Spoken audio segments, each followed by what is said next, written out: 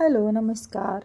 तर यूट्यूबला इतकं बघत होते की डाळ-बाटीचा व्हिडिओ की मला असं खूपच खायची इच्छा झाली आणि म्हणलं चला नाश्त्याला आणि जेवणाला दोन्हीही होऊन जाईल आणि मस्त अशी डाळ-बाटी बनवायला घेतली.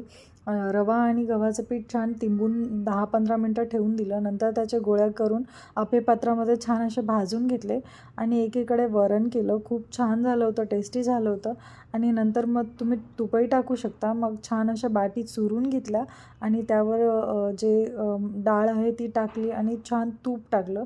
जेवढं जास्त तूप टाकलं तेवढं जास्त टेस्टी लागत होतं आणि सगळ्यांना इतकं आवडलं. मस्त अशी डाळ-बाटी तयार झाली आणि इतकी पटकन झाली ना, की काय सांगू. म्हणजे मला असं वाटलं की बस रोजच बनवावी म्हणजे स्वयंपाक लवकर होईल. खाल्ल्यानंतर मस्त असं त्याचं खेळणं सुरू झालं. खूप छान वाटतं जेव्हा लेकरं असे खेळत असतात आणि नंतर मग ते असं पाडायला त्याला तर एवढी मजा येत होती, एका सेकंदातच पडून जात होतं. Bye bye.